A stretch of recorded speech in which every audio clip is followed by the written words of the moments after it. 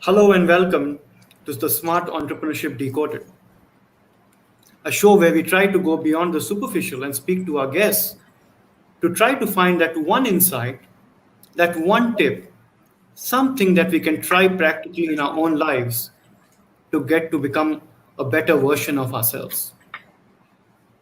Today I have a very special guest, more a friend than a guest, and he's all the way from Kolkata. I could speak for hours about him. Often, when you watch a movie on entrepreneurship or read an article, there are certain stereotypes, like there are for anything else. In entrepreneurship, often it is about a young man who, apart from pursuing his education, is deeply passionate about an idea, creates a business out of it, sells it after lots of adversity for a whole lot of money while he's still very young, and goes on to higher and higher and higher material wealth. That's the stereotype. One half of it is true about our guest today. He is a tech entrepreneur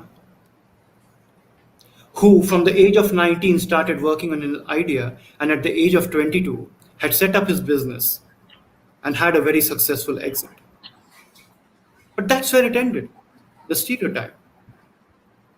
After that, he came back to his hometown, Kolkata, and set up Kolkata Ventures, which has helped more than 4,000 entrepreneurs till today. There is a little more difference about him compared to other lives that you see in entrepreneurship. After people become very, very, very wealthy, they try to find God or they suddenly discover God.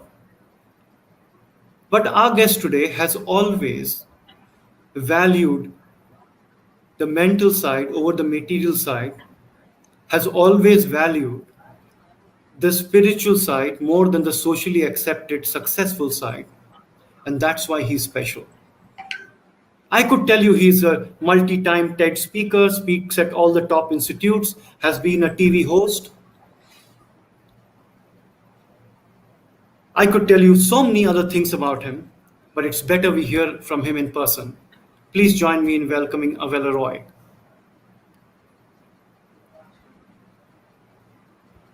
Welcome, Avelo. Thank you very much, Nalin Ji, for a very wonderful intro. Very grateful. Well, you have accomplished so much in such a short period of time. Most of the people, for what you have done, they would be around the age of 60, but you seem to be a very wise person in a young man's body. Is this how you were from the start? I mean, anybody who reads your bio knows that you're born into a family of freedom fighters, a very illustrious family.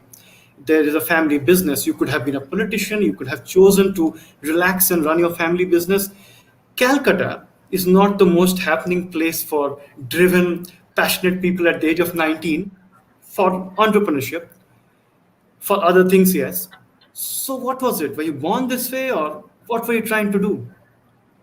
Well, I started meditating at the age of 5, if that tells you something. So yes, I was a little different always. Always kind of looked into things a little deeper than most people do. To me, death was something very, unique. It's like, how come that I won't exist, but the tables and chairs and windows and doors would exist, right? There must be something between somebody who's alive, a conscious being, and something that's dull matter. And I was experimenting, exploring, reading, and that was my quest. And yeah, a 5-year-old doesn't do that, but that was who I was, and I have not changed much. That's the secret that I still am today. So you tasted success early, and I'm sure it was not easy. Why the different path after that? Why not serial entrepreneurship? Why not the next bigger thing? Why a different approach where you're helping other entrepreneurs and you seem to be trying to discover a spiritual side to yourself? Why the shift in path? So I mean, I have lived through all my dreams, to be honest. I mean, first business at the age of 19, 22, I sold it. Then thereafter, 8 businesses, 3 exits. So I've lived through building my own thing and doing my own thing. And if I don't do anything for the rest of my life, it's okay. I'm good. But what when I came to India, and it was not my will that I came to India. It was deaths in my family that forced me to kind of come back and take care of things. Uh, what I noticed was that the support I had received in the U.S., the kind of mentorship, kind of the support system from the Chicago community that I had received, is not there here. It is available for those who come from business families. Their parents help them, their uncles help them, but not for a common person who has a dream but doesn't know how to do it. And it started from being a judge at a business plan competition. I saw these kids had potential, but they have no clue what they should be doing. They're asking for 10 crores in funding with the PowerPoint, and I was like, it's not their fault.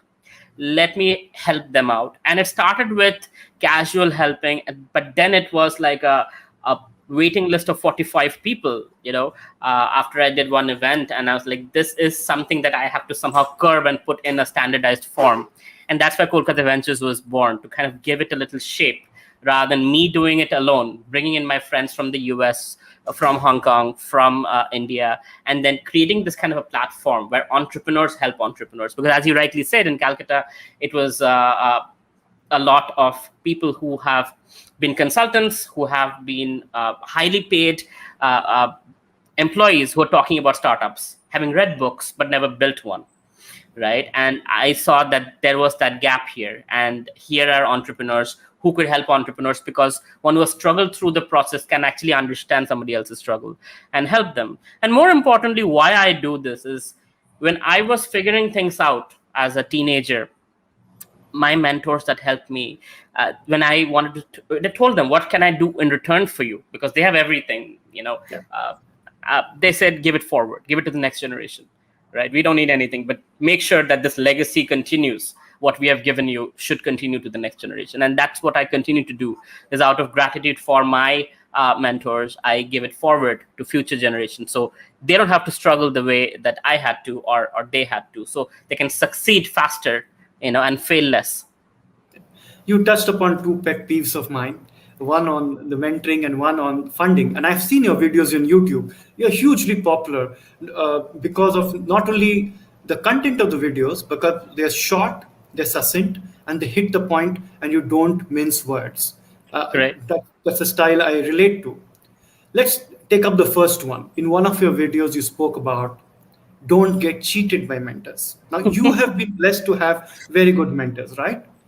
What do you mean by don't get cheated by mentors?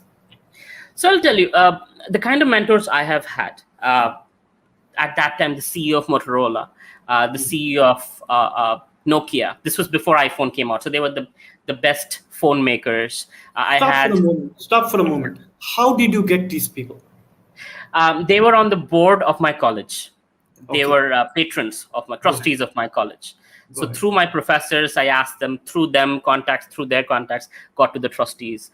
And when they saw that there is something to be proud of as a university, these guys have come up with the innovation, which was basically Apple Watch before Apple Watch. It was a necklace, kind of like a smart necklace. They were like, hey, we should support this guy, at least, help him out, connect him, fund him, etc. So getting that access was very, very powerful. And I saw even 5 minutes with a very, experienced CEO is so much that you learn in those 5 minutes. No bullshit. I mean, I had the same experience talking to you when we met, I think, in Himachal Pradesh. I think we spoke for 15 minutes over a dinner conversation. I got so much out of that. So that's the real stuff, like when you get the real insights. Versus there are so many out there today that are the copycats of Tony Robbins and Simon Sinek. They watch that one TED Talk that they'll keep repeating over and over again. And when I hear them, I know exactly which TED Talk they're referring to, or which book they're repeating, or what they have memorized. Literally, it's the word for word. And that takes you somewhere. It gives you a little motivation. But you and I both know motivation doesn't go too far. Right? Insights do, how-tos do, step-by-step processes do. And I think that's what a mentor does. It holds your hand and kind of gives you a path. And you figure out your path, but at least you have some idea of these are the standards and these are the things to look out for. These are the things not to do. These are things to do. I might choose to do the things not to do, but at least I know. And there's a huge difference between 5 minutes with a person of experience and 5 minutes with book knowledge. I agree. I myself am very vocal about fake investors, fake, midlife burnt executives walking around like mentors, taking equity for free, collecting portfolios. So I relate to that. Talk to me about now. You often find the word passion used so much for entrepreneurship. Does everybody have to have? I mean, is entrepreneurship the kind of a socially accepted, almost compulsion for the youth today? Do people have to follow their passion to get a profession? I mean, does everybody have to do that? I mean, is passion overrated? I think the word is psychophysical nature. A lot of times people ask, what is the kind of startup to do which investors will invest now? Like, why does it matter? What matters is how you can add value with your skills and qualities and solve a problem of a market.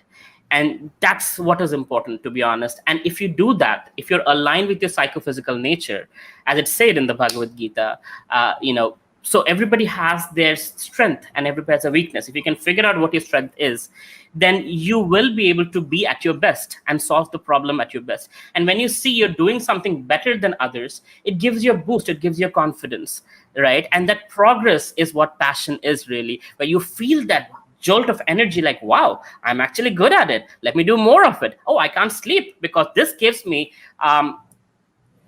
recognition, this gives me a fulfillment, this gives me a self of satisfaction, recognition, whatever that one might be, that I can do something that better than others, right? And I can solve problems as an outcome, and byproduct of that could be money. So that whole process is passion. Now, a lot of people don't know what they're passionate about. They think they like to watch movies, so movies is their passion. But that's not necessarily true. If they were asked to make a movie, they probably wouldn't be able to do it. So passion is about finding out what you do best, better than others. You're gifted to do that, and really becoming the best at it. And as you do it, you have a lot of fun. It's not work anymore, and that seems to be high energy. You can't sleep, and that's passion. And that's So not necessarily it's there at the beginning, but as you figure out, as you go through the journey of self-discovery, you figure out, oh my god, I didn't know. Like for me, being an engineering student, I never knew what marketing was. I heard the term marketing, people do MBA in marketing, but I didn't know what it was. But after doing multiple businesses, on every business I would do product development, I would also do marketing and branding and brand positioning. But what I realized was I was really good at understanding psychology and how to explain my product in such a way to a certain audience that they understand, whether it's investors, whether there's a customer, whether the co-founders. And later on, I understood this is what marketing is, literally educating others about why something that you're selling is valuable. And although I don't have a degree in marketing or anything like that, I realized that is my passion. And eventually I realized it. So that's what I do. I don't hire a CMO. I'm always, in my companies, I am the one marketing, because that's something I have. But it took me a long time to figure that out, through the journey of self-discovery. So yes, I didn't start with it. I started with product development technology, which is kind of boring in one sense, reading legalese, hundreds of pages, reading patents. For me as a kid, I was filing for my own patent, and going through all that legalese was hard, but it was not fun. It was not passion, but it was something that would lead to my passion. And that's what propelled me to do it. So a couple of points there. You hear this often kind of debate: should entrepreneurs seek perfection, or should entrepreneurs just go with what is just about right, or just little better than what is available for their products themselves, etc.? Is it better to seek progression, like compounding interest, getting better and better at something step by step, rather than seek perfection? What's your view on that? There's no such thing as perfection, Okay. because otherwise we wouldn't have so many. Every phone is better than the previous version of the phone, right? So it's eternal. You'll always try to make more perfect, more perfect. So better to start with where you are, into incremental progress, compounding progress as you go along. Some people, especially us engineers, tend to seek perfection, and in the process they get lost at analysis paralysis. And I've seen companies that are stuck for 3 years, 4 years, just building features forever, never touching the market, never caring what the market wants. And before they can even launch, companies have built their product, got exits, and got it out, and they're still building out. I'm truly telling you, like, true story. you know. True. So that's what I've seen perfection leads you to. Yeah. I've seen a few entrepreneurs spend years and years perfecting a product because they are more like PhD scientists than business people. And ultimately the proof is only if people use it and there is acceptability of the product. And unfortunately, people equate themselves with Steve Jobs. When Steve Jobs was coming with the phone, in iPhone, he was a perfectionist, but he's Steve Jobs, right? He's one in a trillion. I mean, not everybody has to be Steve Jobs, and given who we are, we can either sit there and just figure out, or actually keep making progress and earn as you go along. Let's move to the second pet peeve of mine, which you also mentioned, this obsession with funding. But I saw a video of yours that says how to set up a business without cash. Now, if you showed that video to a young person in college, they would basically say you're a lunatic. How is that possible? Give us a few examples. And I know you're right. I know half the people who come to us seeking funding actually don't need cash, they need advice. But how do you break that barrier? Or is it too tough a thing for us to try? So when I made that video, it was still a new thing. But if you look at today's teenagers, they're more mature than today's 20s, people in their 20s. Teenagers are actually figuring out this zero money thing, where they are starting with drop shipping. They're starting out with some way of making money using internet, laptop, and their phone, right? And once they have a little money, then they go into crypto, or they go into stock trading, or build something, IT company, website company, something. So that's smart. That's what actually is the zero money idea. But people in the 20s, I have seen being like, oh, it's only for the rich people. Unless you have an investor, you can never start your startup. And I'm like, okay, so if you don't get an investor, do you start? No. Like, then you're not an entrepreneur. Go get a job. That's the job mentality, right? Otherwise, people, jugaad is basically, you figure out a way to make it happen, regardless of somebody helps you, supports you or not. Money has many names. Money can be in the form of favors. Money can be in the form of barter. Money can be in the form of credit. Money can be in the form of gifts. Money has many names. If you don't have cash, if you don't have a rich dad, figure out some other ways of getting what you need. And that's, most people don't have that, and that's why most people are actually not meant to be entrepreneurs. And it's good that they try to be entrepreneur, because it opens up their mind, but eventually they go get jobs, because that's the best place for them.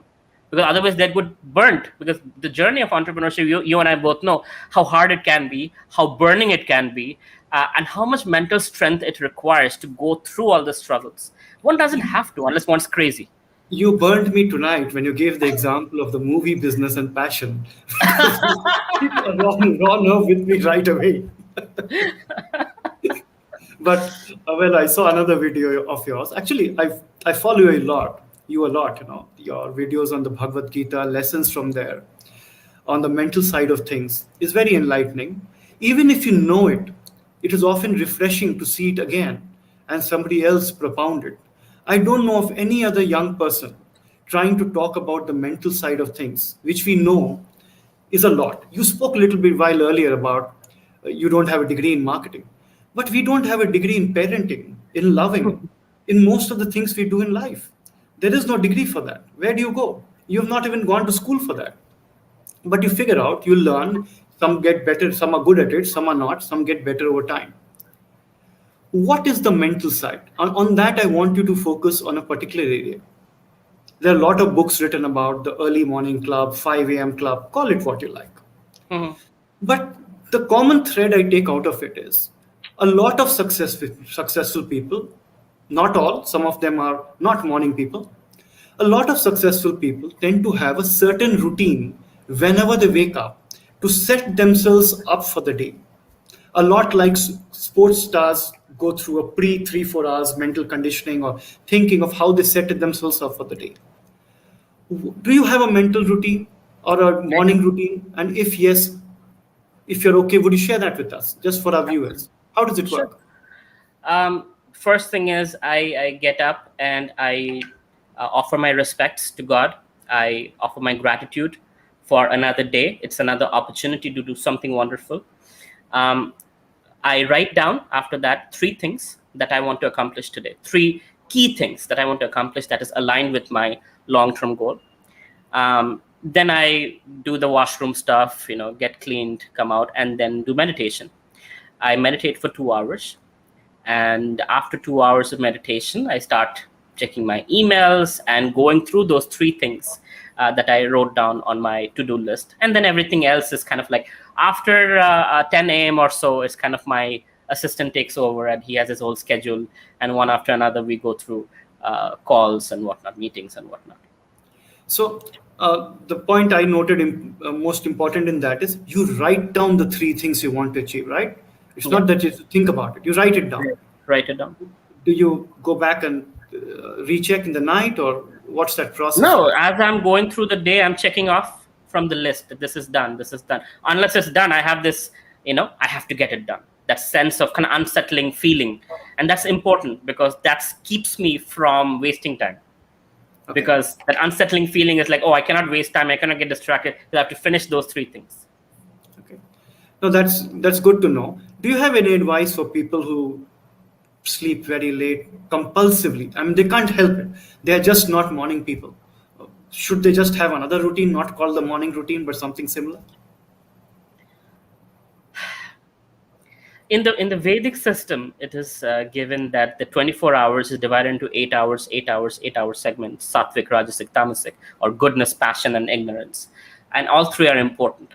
And if one wakes up not in the goodness period, he will wake up in the passionate period, where it's kind of a mismatch, because you need that little time in the morning to kind of get ready, kind of slowly soothe into work, versus you're pounced into work, right? That is a little difficult. So aligning with nature is always better for health, for mind, for everything. But if you're not able to do that, wherever you start your cycle from there on, whether it's a meditation part or whatever, but slowly start, allow your body, your mind to soothe into your work, have a plan for it, what you want to accomplish, rather than being random. Really know what you want to do today. How do you want to use the next 20 hours of your day?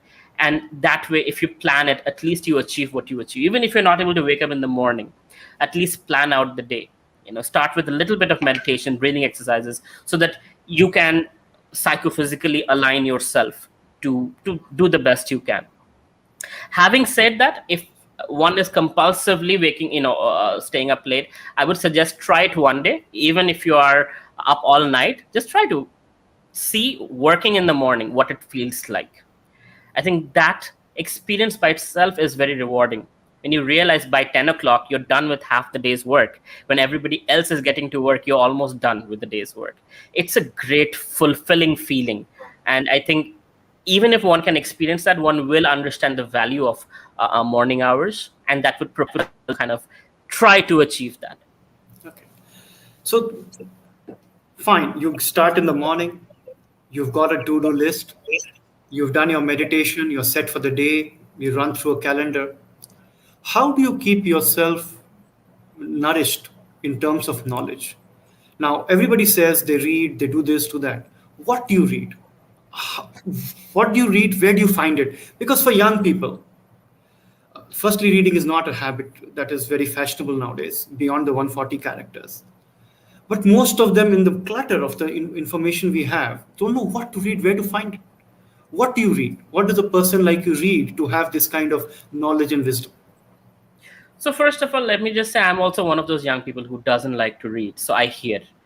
For me, audiobooks work much better than actual tangible books. And my bathroom time is very sacred. So that's when I almost spend 45 minutes. And I have a wireless speaker. I have Audible app. And I listen to various books. But I alternate it. On one day, I will hear from Audible. Another day, I'll be hearing from my guru about Bhagavad Gita or Srimad Bhagavatam. So spiritual lessons one day, and another day it would be more on the mechanics of life, that kind of book. So how do I get it? I generally get recommendations from people like yourself, who are successful, who have a history of being efficient, productive. I have a really great friend in Nepal. He keeps giving me the best possible book. He is the founder of this company called Toodle, which is a copy of Uber. So he's one of those millionaires in Nepal who's come out of the startup boom. So I used to advise the Prime Minister of Nepal. So there's quite a few success stories that have happened in Kathmandu. He's one of them. So, and he's a very wise man. Sikshit, his name is, and he gives me certain book recommendation. I get from my mentor. I get from some of my CEO friends, but I get it from people who are really somebody I respect. And when they said, read this, Avelo, you would love it, I do, because they know. And if they have benefited it, I can see in their business the difference it has made. And that's validation for me that it'll work for me too. That's good to know. So that goes back to having a group of mentors you respect and who can provide you inputs of different kinds. Because every mentor doesn't necessarily have to guide your business. They could be Correct. guiding you. Correct. So that's a good point. I'm going to move to another topic, something that you made a video on as well. Lot of entrepreneurs, and I don't mean to demean tier 2 and tier 3 towns, because there is a caste system of that in India's entrepreneurship world. uh, I do believe they come up with better ideas and are more grounded, but they lack confidence. They lack the ability to communicate in a manner that the sophisticated world of the English speaking elite or the brown sahibs kind of seek, because ultimately they have to deal with such people either for investment or growing the market or as their clients, etc. It's inevitable. What is your advice to them? How do they build their confidence? How do they build that communication, effective communication? That doesn't mean fancy words, but just effectively deal with these people who are seemingly more sophisticated, seemingly. Confidence comes from your grasp over your market understanding. And if there is any progress or success, no matter how small in your startup, the fact that you've been able to make that happen brings in the confidence.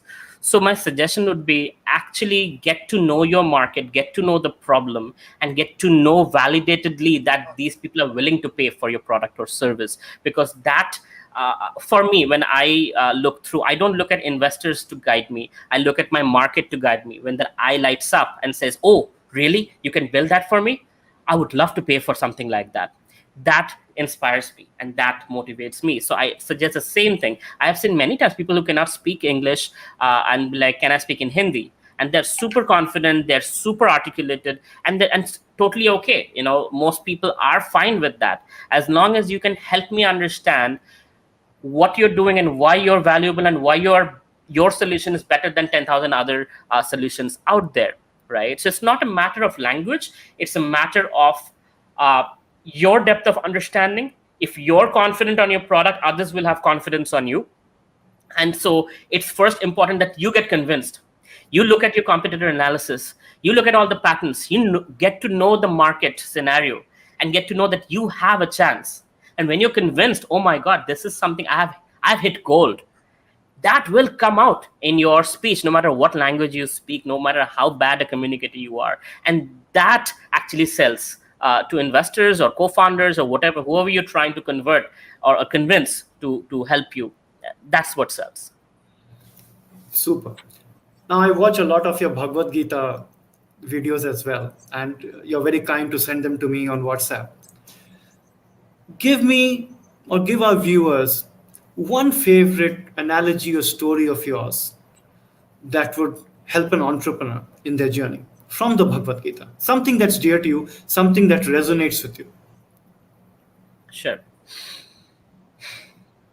So in chapter 2, Krishna says that chapter 2, text 62, I think. Just 4 verses where he talks about the 8-step process of how a person gets attached to certain object, a material object. And once they get attached, then expectation arises. If the expectation is unmet, frustration arises. And frustration evolves into anger. When anger happens, one's memory is bewildered. When bewilderment of memory happens, you forget who you are. You say things and you do things you regret later on. And eventually, you end up hurting yourself and hurting others, right? I find it absolutely beautifully dissected anger, how anger starts and how it can destroy you. And now most CEOs, most entrepreneurs have an ego. Some know how to sugarcoat it and hide it. Some don't. Especially those who are young. And I have been that. I have been arrogant. I have been that kind of a guy who would get a criticism and not be able to take it and write back immediately without thought, and then regret the whole day. Oh man, I should have written that. That person is very useful. Blah blah blah. And send five more emails apologizing and all of that. And I found myself doing that over and over again till I understood this Bhagavad Gita verse. And then I caught myself. Am I having expectations? Am I caught in attachment? Am I getting frustrated? This means I'm going to angry now. If I get angry, I lost control and I'm going to say and do stupid things. Avelo, pause. Breathe. Walk around, drink some water, come back, and with the optimal mind, think, how should you respond? Should you really say that? Or should you say something a little bit more polished? And I tell you, Nalinji, 15 minutes of gap has saved me so much embarrassment. Of course, do I get angry? No doubt. I'm building something amazing. Somebody criticizes my product. I get absolutely mad. But then I give myself time. I breathe in, I breathe out. And with the optimal mind, I respond where they're not hurt. I'm not, taking their crap either. But it is something that's a mature kind of communication. And I think that's one thing, if I can explain from Bhagavad Gita. There's many things, of course, but there's one thing that I can say. If I Thank you may for share that. another one, if I may, just one more thing I want to share, which is Go very, ahead. very useful, at least for me. In Bhagavad Gita, Krishna talks about the three modes. Like I said, the 8 hour, 8 hour, 8 hour, sattvic, rajasic, tamasic. Same thing with people. We all have this combination of sattvic, rajasic, tamasic, goodness, passion, ignorance. But some people have more of one, like one dominant out of the three.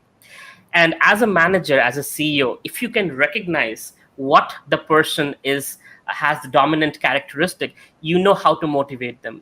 So for example, people who are more on the sattvic side, who have a balanced life, are more on the academia side, they are motivated by recognition, by respect, not so much by money. A person who's more the rajasic, they are, with more money, more achievement. If you make others them look better than others, they feel motivated.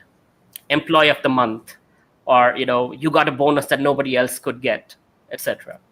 And then the tamasic folks, they just need sense gratification. That means give them something, booze, give them some kind of way to just gratify their five senses, and they'll be happy. So a raffle ticket, go watch a movie. So if you understand this, who is what mode, then accordingly you can manage them, motivate them, and give them what they want and what would get them to give their best to your company. Very important points. Some of my takeaways from what you just said, and I put it slightly differently for people who get angry and tend to speak before they think. I tell them to practice a 1 second gap between the brain and the tongue, and their natural intelligence will temper the words, at least temper the words. But you gave a much better way. One of the things I've noticed, I don't know whether you've experienced it or not, is often some of these very passionate people who get angry at criticism, etc., or some feedback. Often they're angry at themselves for not having thought about it, rather than somebody pointing it out. The I guess the more intelligent ones would be angry at themselves. The Yes, less intelligent ones are upset about other people. oh, Like, how dare absolutely. you not see how great a person I am? That's true. That's very true. So we are coming to the end of this chat, though I could go on chatting with you for hours. But tell me, you came back to India, and now, of course, you're also participating or running your a very traditional family business. Mhm. How has that experience been? I mean, do you feel like sometimes just going back? Oh, yeah. I mean, Kolkata Ventures is great, but the family business dealing with manufacturing and laborers and unions and bribes and corrupt politicians. Oh my God, it's horrible. I mean, it's really not a gentleman's But you should job. not say corrupt politician. You should just say politician. Maybe you're right. But the point is, it's really not a gentleman's world to do business in India in a physical, traditional kind of a way, where you really don't have any control as a CEO. If you have 100 employees, they have their union and they have their power to tell you what to do. They will bring in a political party and they will have power. There's the police, but they don't do anything. What I realized, I didn't know this actually, but what I've realized is there's the judicial and the police and all this system created by our constitution, and there's a parallel system of gundas and politicians and all these people, and these guys tend to be more effective than the police if you need anything done. So you pay taxes to the government, and you pay yearly or monthly taxes to these local thugs, just to make sure they don't put a puncture in your truck's tire or whatever else, right? And it's like, how do you do business? How do you make profit? I mean, you have to have insane profit margins to be able to pay taxes to two parties and survive. And God forbid, if you hurt somebody's ego, you're screwed. So Yeah, welcome to Kolkata from California. So, absolutely, last question. You're mature, you're wise. You really give some great insights and advice to people. Do you have a fun time? Is there a fun side to you? uh, not in the traditional way that others would think. Okay. On a daily basis, I do watch certain detective shows or whatever. End of the day, I'll have I throw a party to myself, me, my mind, and some show on Netflix or whatever.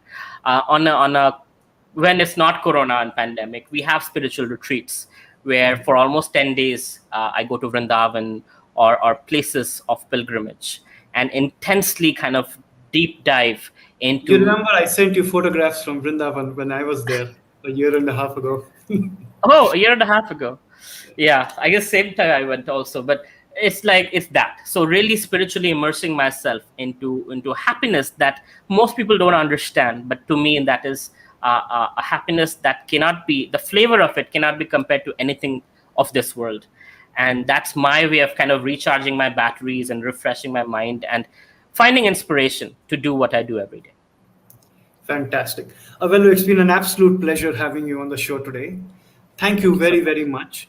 Have a Thank you. great evening. Hare Krishna to you, and Hare Krishna. talk to you again soon. Thank you. Thank you so much. Take care.